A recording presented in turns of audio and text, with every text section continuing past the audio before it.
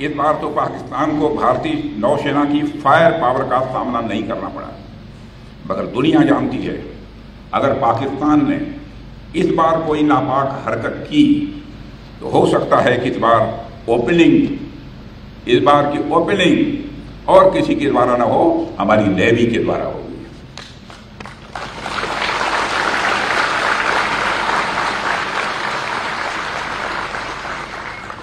साथियों, पाकिस्तान को यह समझ लेने की जरूरत है आतंकवाद के जिस खतरनाक खेल को वह आजादी के समय से ही खेलता आ रहा है उसकी मियाद अब खत्म हो चुकी है। अब जब भी पाकिस्तान भारत के खिलाफ किसी आतंकवादी हरकत को शह देगा तो न केवल उसका खामियाजा उसे भुगतना पड़ेगा, बल्कि हर बार की तरह उसे हार का भी सामना करना ही पड़ेगा। ऑपरेशन सिंदूर सिर्फ एक मिलिट्री एक्शन नहीं थे, बल्कि आतंकवाद के खिलाफ भारत का एक फ्रंटल असॉल्ट है। हम आतंकवाद के खिलाफ हर उस तरीके का इस्तेमाल करेंगे जो पाकिस्तान सोच सकता है, मगर हम उन तरीकों का भी इस्तेमाल करेंगे जो पाकिस्तान कभी सोच भी नहीं सकता। पाकिस्तान की धरती से भारत विरोधी गतिविधियां खुलेआम चलाई जा रही हैं। भारत आतंकवादियों के खिलाफ सरहद और समंदर के इस पार और उस पार दोनों तरफ हर तरह का ऑपरेशन चलाने के लिए पूरी तरह से स्वतंत्र है। आतंकवाद के खिलाफ अपने नागरिकों की सुरक्षा करने के अधिकार को आज पूरी दुनिया अच्छी तरह से एक्नॉलेज कर रही है। इस काम को करने से आज भारत को दुनिया की कोई ताकत रोक नहीं सकती। पाकिस्तान के हक में यही बात होगी कि वह अपनी जमीन पर चल रही आतंकवाद की नर्सरी को अपने हाथों से उखाड़ देंगे। इसकी शुरुआत उसे हाफिज सईद और मसूद अजहर जैसे आतंकवादियों को भारत के हाथों में सौंपने से करनी चाहिए। यह दोनों न केवल भारत में मोस्ट वांटेड टेररिस्ट की सूची में हैं, बल्कि ये यूनाइटेड नेशंस की डेजिग्नेटेड टेररिस्ट की लिस्ट में भी शामिल हैं।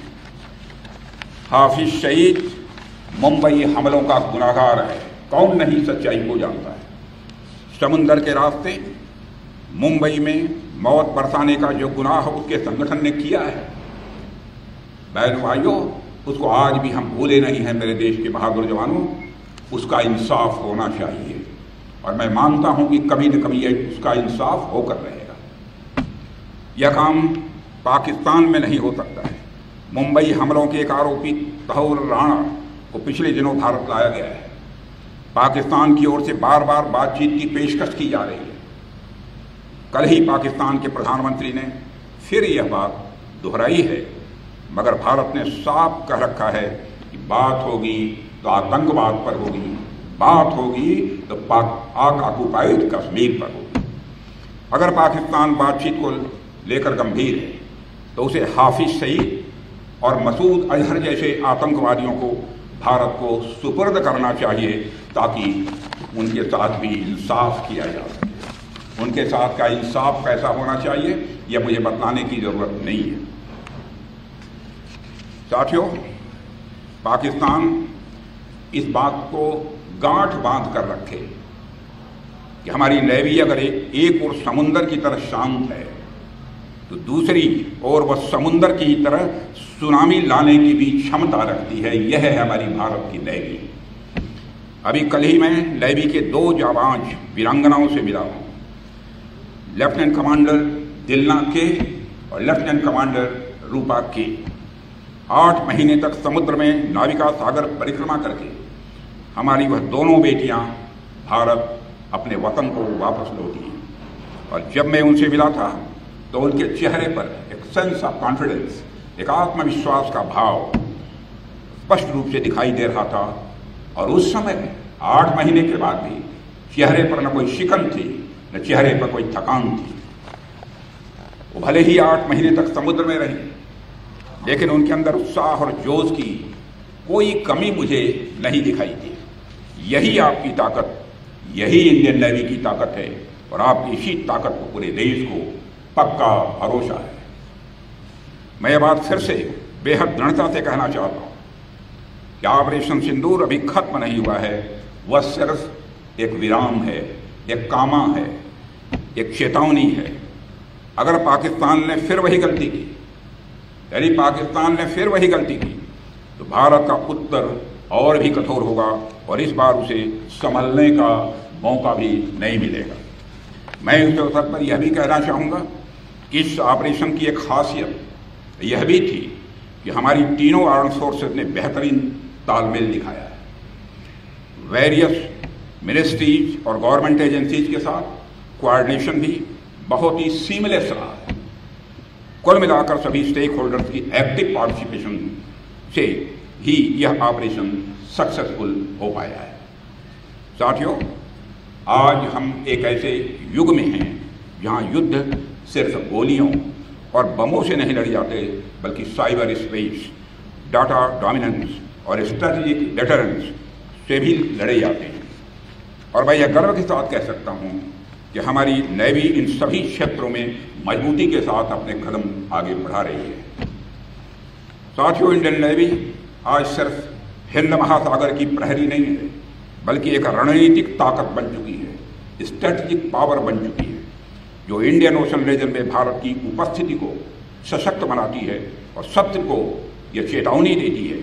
भारत अब केवल रीजनल पावर नहीं है, भारत अब केवल क्षेत्रीय शक्ति नहीं है, बल्कि वैश्विक शक्ति बनने की दिशा में तेजी के साथ भारत अग्रसर हो रहा है हमारे प्रधानमंत्री मोदी जी के नेतृत्व में।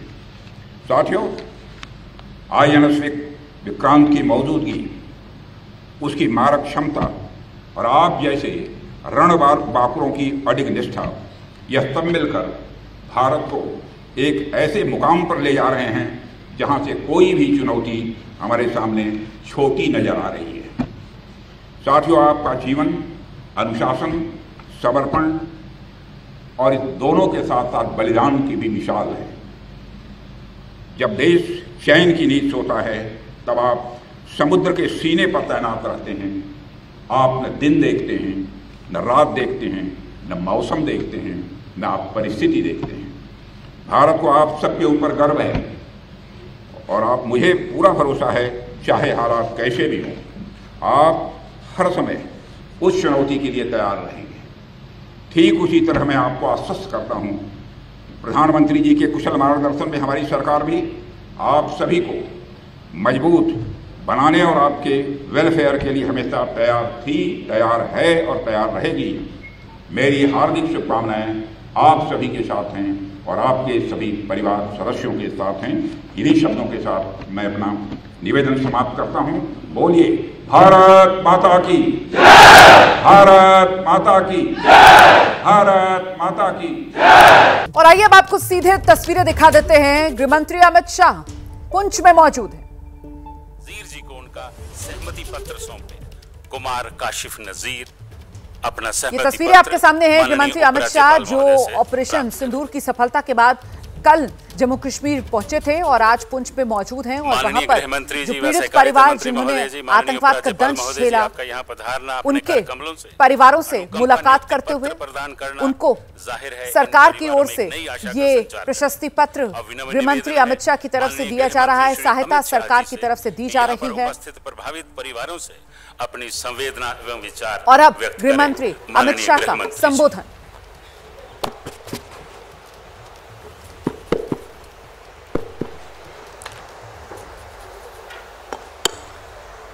आज इस कार्यक्रम में मेरे साथ मंच पर उपस्थित जम्मू कश्मीर के लेफ्टिनेंट गवर्नर श्रीमान मनोज सिन्हा जी, जम्मू कश्मीर यूटी के जल शक्ति मंत्री भाई जावेद अहमद राणा जी,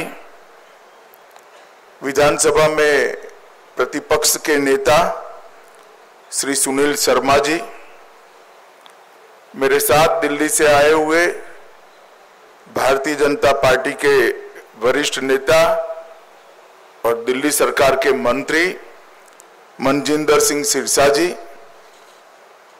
उपस्थित सभी अधिकारीगण और आज इस कार्यक्रम में जिन्होंने अपने स्वजन गंवाए हैं, जिनका नुकसान हुआ है, ये सभी परिवारों के प्रति संवेदना व्यक्त करने के लिए आए हुए पुंछ के सभी नागरिकों को मेरा प्रणाम।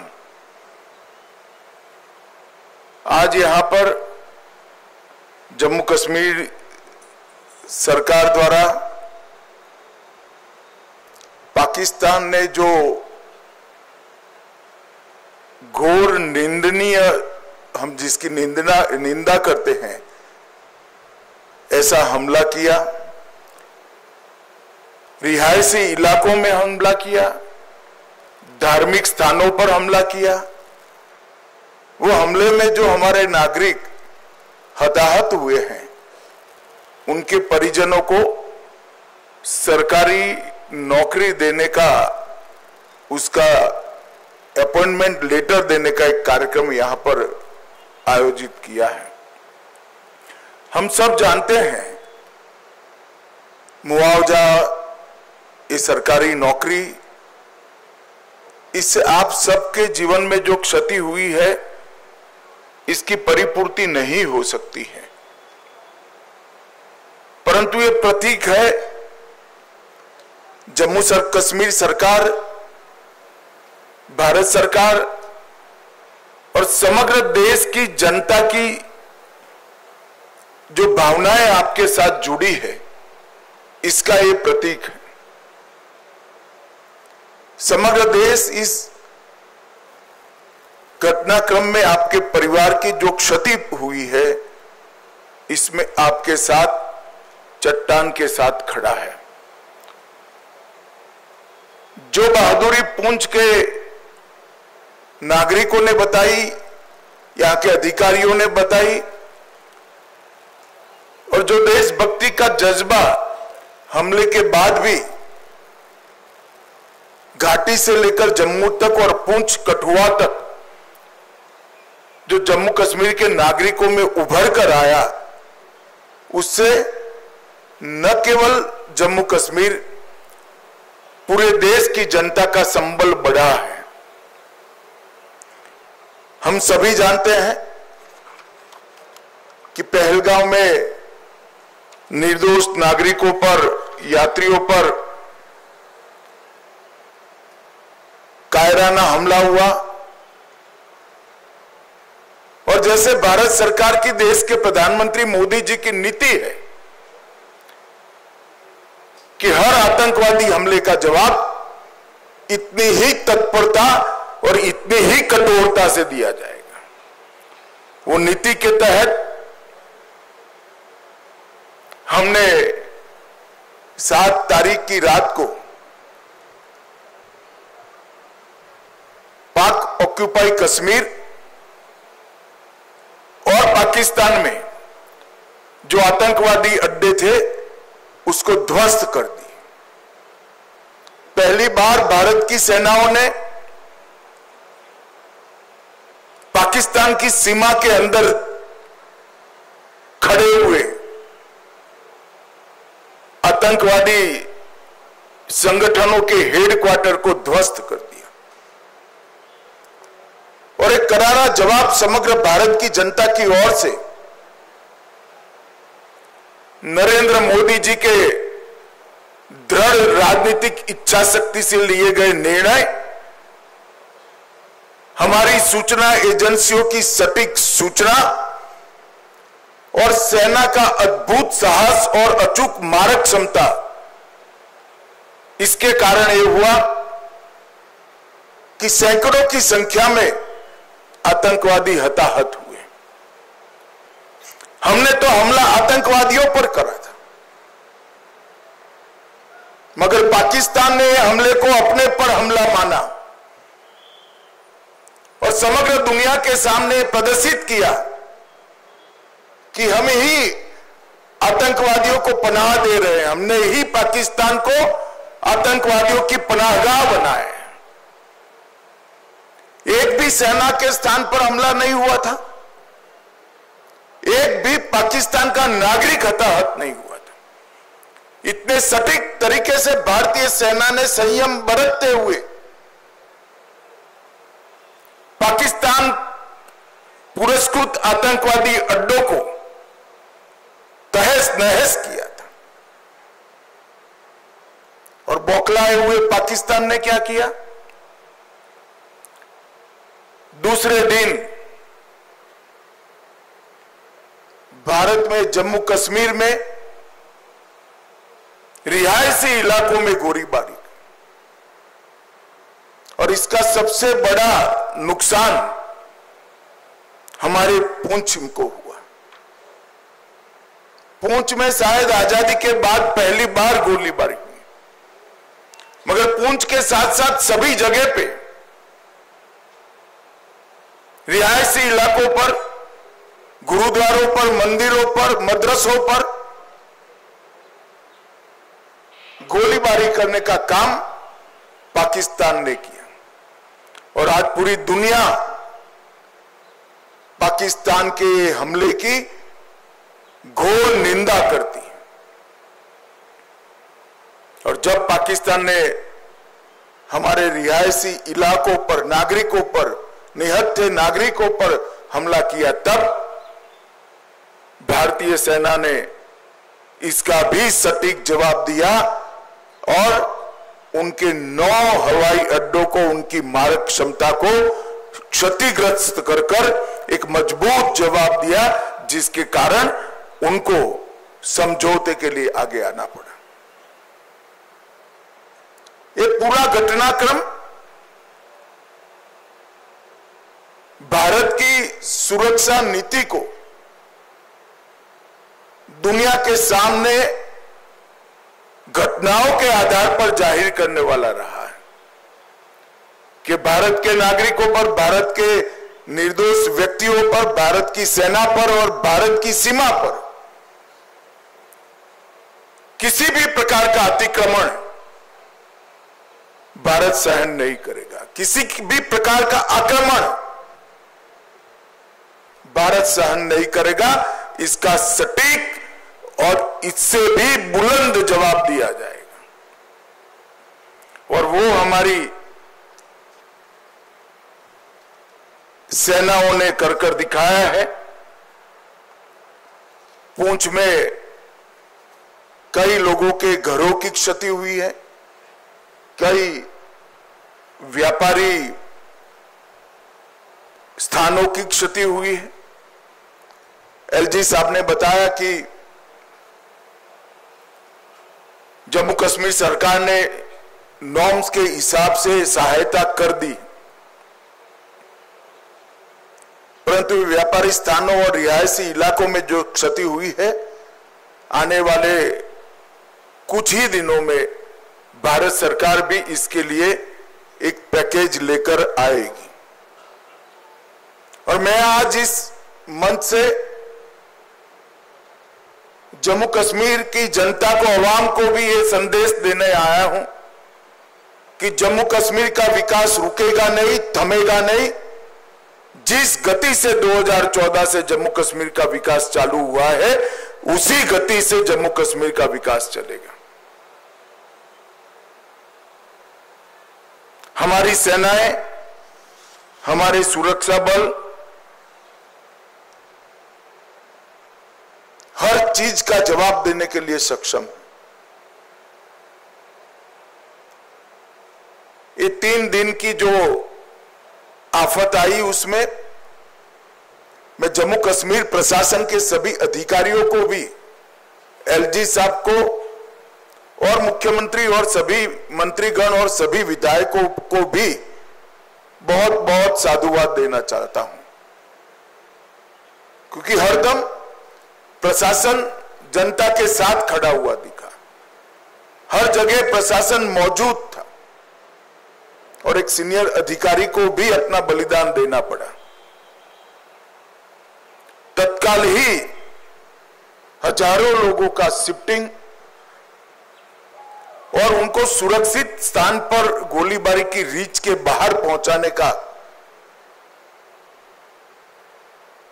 जो प्रयास प्रशासन ने किया, इससे हमारी क्षति निश्चित रूप से कम हुई। नरेंद्र मोदी जी के प्रधानमंत्री बनने के बाद तुरंत ही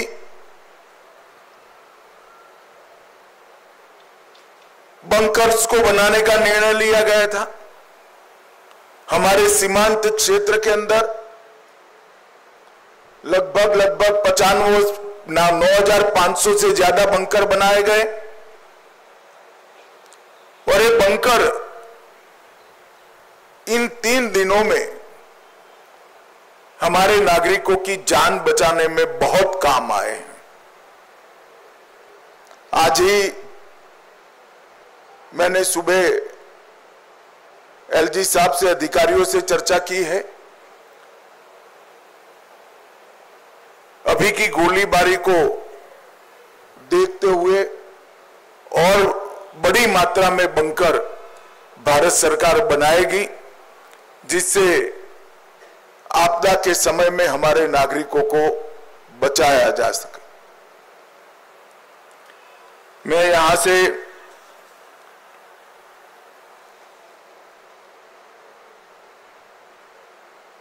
जो धार्मिक स्थान क्षतिग्रस्त हुए हैं और कुछ रिहायशी इलाकों में भी वहां के लोगों को मिलने जाने वाला हूं। आज जिन परिवारों की क्षति हुई है, इस सभी परिवारों के प्रति मैं गहरी संवेदना व्यक्त करता हूं। पूरा देश, जम्मू कश्मीर सरकार, भारत सरकार आपके साथ चट्टान की तरह खड़े हैं और जो आतंकवादियों ने किया है, जो पाकिस्तान की सेना ने किया है, उसके प्रति भारत की रक्षा नीति अब और सुदृढ़ बनेगी। प्रधानमंत्री जी ने बहुत स्पष्ट कर दिया है कि टेरर और टॉक एक साथ नहीं चल सकते, टेरर और ट्रेड एक साथ नहीं चल सकते, खून और पानी एक साथ नहीं बह सकते। मैं जम्मू कश्मीर के अवाम को फिर से एक बार विश्वास दिलाना चाहता हूं कि विकास की जो यात्रा 2014 से शुरू हुई है, इसमें ये ठहराव जो दिख रहा है वो क्षणिक है। आने वाले दिनों में फिर से जम्मू कश्मीर के विकास की यात्रा शुरू होगी और जो भी हमारा नुकसान करने का प्रयास करेगा उसको मुंह तोड़ जवाब भी दिया जाएगा। फिर से एक बार सभी परिवारों के प्रति गहरी संवेदना व्यक्त कर मैं मेरी बात को समाप्त करता हूं। वंदे मातरम। आभार माननीय गृह मंत्री जी। पीड़ित परिवारों से उन्होंने मुलाकात की और साथ ही उन्होंने कहा कि जो पीड़ित परिवार है उनसे एक बार फिर से उनको संवेदना उन्होंने जाहिर की और साथ ही उन्होंने बहुत महत्वपूर्ण बातों पर, बिंदुओं पर प्रकाश डाला। उन्होंने कहा कि बहुत सारे बंकर्स पहले से बने हैं, लेकिन सरकार अब कोशिश करेगी कि ढेर सारे बंकर्स को बनाया जाए ताकि ये जो सीमावर्ती इलाके जहां पर लोग रह रहे रिहायशी इलाके हैं, जरूरत पड़ने पर उन बंकर्स का इस्तेमाल किया जा सके, खासकर पुंछ और राजौरी वाले इलाके में। साथ ही उन्होंने कहा कि पाकिस्तान और ये सुन ले ताकि हमारे रिहायशी इलाकों पर और हमारे नागरिकों पर अगर वो बुरी नजर डालता है तो भारत मुंह तोड़ जवाब देगा। साथ ही उन्होंने पुंछ में जम्मू कश्मीर के लोगों से सीधे सीधे कहा है कि राज्य की सरकार और साथ ही केंद्र की सरकार लगातार उनके साथ कदम से कदम मिलाकर खड़ी है और उन्होंने कहा है कि जम्मू कश्मीर जो फिलहाल जो थोड़ा सा जो ठहराव अभी देखने को मिल रहा है वो क्षणिक भर है। एक बार फिर से वहां पर जो पर्यटक है वो आना शुरू करेंगे और जम्मू कश्मीर एक बार फिर से जैसा 2014 के बाद से लगातार अग्रसर और आगे बढ़ रहा था विकास की गति पर, वैसे ही जम्मू कश्मीर आगे बढ़ेगा। बड़ी खबर ओडिशा से आ रही है। ओडिशा के भुवनेश्वर में विजिलेंस का छापा पड़ा है। ग्रामीण निर्माण विभाग के चीफ इंजीनियर के घर पर यह छापा पड़ा है और साथ ही चीफ इंजीनियर बैकुंठ नाथ, इस इंजीनियर का नाम है बैकुंठ नाथ सारंगी के 7 ठिकानों पर रेड किया गया है। आपको बता दें चीफ इंजीनियर के घर से 2 करोड़ से ज्यादा कैश बरामद किया गया है। साथ ही चीफ इंजीनियर के घर से गहने भी बरामद हुए हैं। तो आपको बड़ी खबर ये बता दें, उड़ीसा के भुवनेश्वर से इस वक्त बड़ी खबर आ रही है। विजिलेंस का छापा यहां पर पड़ा है। ग्रामीण निर्माण विभाग के चीफ इंजीनियर के घर पर यह रेड हुई है। बताया जा रहा है कि चीफ इंजीनियर बैकुंठ नाथ सारंगी, इनके पास 7 ठिकाने थे और 7 ही ठिकानों पर विजिलेंस विभाग ने छापेमारी की है। चीफ इंजीनियर के घर से जब ये छापेमारी की गई, जब रेड की गई, तो 2 करोड़ कैश बरामद किया गया है। साथ ही बताया ये भी जा रहा है कि कैश के साथ साथ भारी मात्रा में गहने भी बरामद किए गए हैं। और तस्वीरों में देखिए, ये एक्सक्लूसिव तस्वीर हम आपको दिखा रहे हैं, ये वही गहने हैं जो बरामद किए गए हैं। कहा जा रहा है कि चीफ इंजीनियर साहब के घर से बहुत भारी मात्रा में गहने बरामद किए गए। जब विजिलेंस की टीम उनके 7 ठिकानों पर पहुंची तो वहां से 2 करोड़ रुपए नगदी कैश बरामद हुए और साथ ही साथ भारी मात्रा में ज्वेलरीज, गहने निकले हैं। आपको बता दें, ये जो मामला है वो भुवनेश्वर, उड़ीसा के भुवनेश्वर का है। चीफ इंजीनियर बैकुंठ नाथ सारंगी जो कि एक सरकारी पद पर कार्यरत है, ग्रामीण निर्माण विभाग के चीफ इंजीनियर बताए जाते हैं। उनके घर पर रेड किया गया है विजिलेंस विभाग की तरफ से। हमारे साथ संवाददाता जुड़ चुके हैं, जल्दी से हम सवाल लेंगे। रजनी हमारे साथ जुड़ चुके हैं। रजनीकांत, क्या कहेंगे इस खबर पर? आपके पास क्या अपडेट है? कैसे विजिलेंस टीम को इसकी जानकारी हुई और इतनी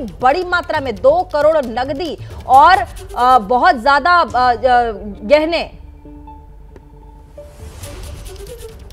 नहीं, बोला जाए तो उनका पास जो 2 करोड़ नकदी पत्र मिला है वो उनके घर से मिला है, भुवनेश्वर से, और 1 करोड़ भुवनेश्वर से और 1 करोड़ अनुगुल से मिला है। और जब विजिलेंस की टीम उनके घर जाके पहुंचती है तो वहां पे उनको जब पता लगता है वो खिड़की से बाहर फेंकने लगते हैं रुपए, लेकिन वो सब जब्त किया गया है और आगे विजिलेंस पूरी तरह से जांच कर रही है।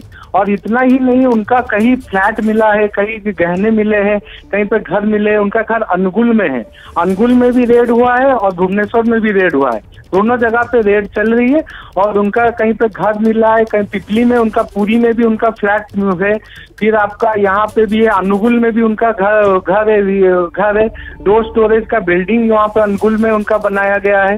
तो कई मतलब इस तरह से मतलब भारी मात्रा से उनके संपत्ति जब्त किए जा रहे हैं और उनके पता किया जा रहा है कि और क्या क्या उनके पास है। और बैंक के जो ये बैंक में भी जांच किया जाएगा कि उनको कितना जमा किया गया रुपया। साथ ही रजनीकांत देखिए, ये तो सरकारी पद पर कार्यरत है, ग्रामीण निर्माण विभाग के चीफ इंजीनियर बताए जा रहे हैं।